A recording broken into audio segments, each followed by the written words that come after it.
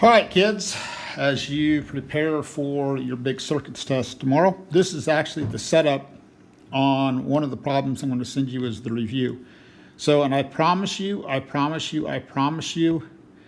this is something that you've got to be able to do. So, these are the actual numbers. You've got these two bulbs that are in parallel, and then you have two parallel circuits that are in series. So one of the things you've got to be able to do is calculate the equivalent resistance of all of this system. Okay, I promise you that's one of the key things that you've got to be able to do. So if you go through and you do the math, and this is the beauty of this program, you can sit here and go, oh, okay, that's a 2.4 amp current. So you got a 2.4 amp current here, which means that because of Kirchhoff's rule, when you split that, you've got like a 0.8 amp current here, and then you got a 1.6 here. So the reason that that happens is because this bulb over here is a 3 ohm resistance bulb, whereas this one over here has a 6 ohm. So this has more resistance, it has less current. Okay, so that's one of the key things that you've got to be able to understand. So you've got to be able to calculate the current in the main part of the circuit. Then you've also be able to calculate the current in each subpart. Okay. Then in terms of power, you can do power a couple of different ways. You can talk about it in terms of PIV. You can look at it in terms of your voltage. You can look at it in terms of your resistance. I don't care how you calculate that power, but that's one of the things that you've got to be able to do. And then you've also got to be able to rank the brightness of these bulbs. And that's one of the things that you're going to have on that review assignment that I'm going to send out. All right, so here's the deal. Let's talk about voltage. So if you look at the voltage, and this is a 24 volt battery, so the voltage drop across the whole thing is 24 volts, okay? So from top to bottom, you're losing 24 volts. So, but within each parallel circuit, you're dropping 4.8 volts. So this is 4.8, and then this voltage drop across this one is 19.2. So oddly enough, if you take the 19.2 volts that are in this parallel branch and the 4.8 volts that are in the other one, that adds up to 24 volts, which is the total voltage drop across the battery. So these two are going to add up to 24. Now, within that though, this is also, oddly enough, a 4.8 volt drop. And this one over here is a 4.8 volt drop.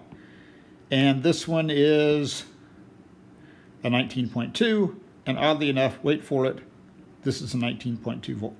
So those are the things that you got to be able to calculate. So here's what's important. So you're going to have different currents going into the different branches here, but they're going to have the same voltage across here. Okay, so that's going to be important. And then your overall voltage drop across this thing is going to be that 24 volts. So I promise you, you're going to have a problem like this on the test. Now, a couple of things that also that you got to be able to look at. So this is this big problem that I just worked. So you need to be able to look at all these equations in terms of like your resistance is like your resistivity times the length divided by, hold on, oh, I've got that screwed up. Hold on, give me a second.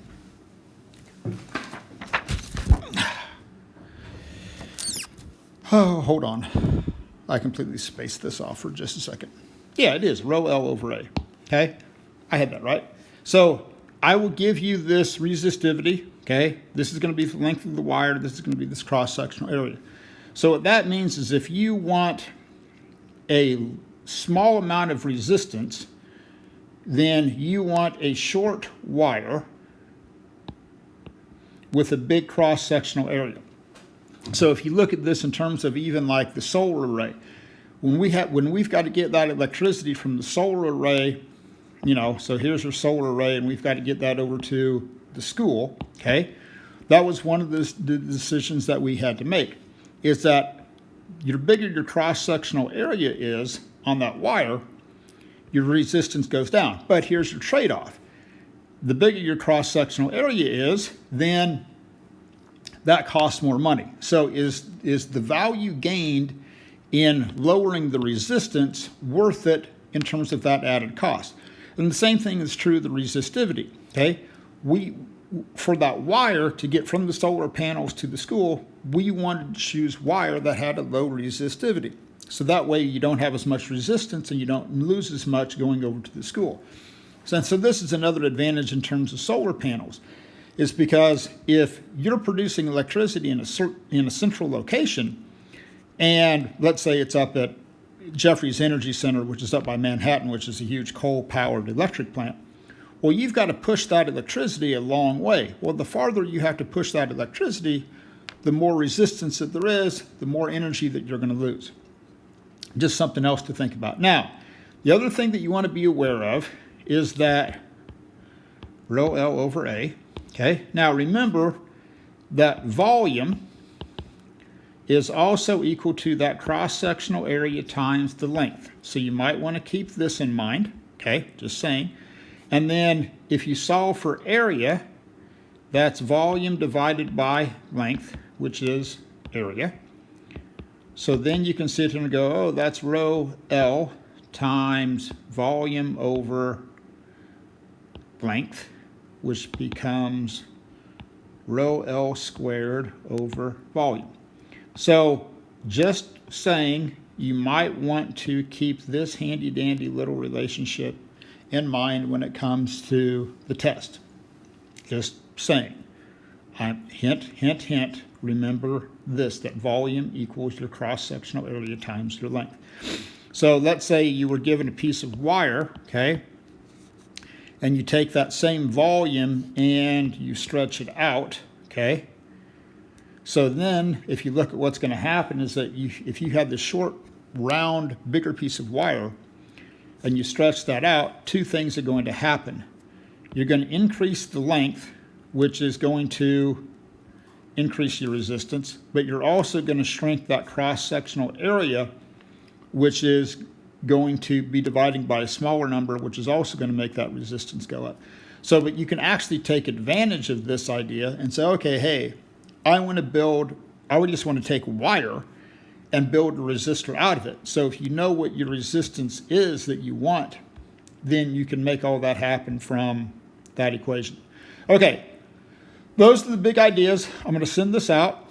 The test is over chapters 22 and 23, so keep that in mind. And like I said, make sure that you can work a problem like this. Make sure that you can do and tie this in with like your thermal calculations. There might be a problem like that where you say, okay, hey, we need to heat up water or something like that. So that's a possibility as well. Anyway, I'll send all this out. Good luck. And I will send out the test tomorrow morning at 9 o'clock. And I need that back by 3 o'clock. So that's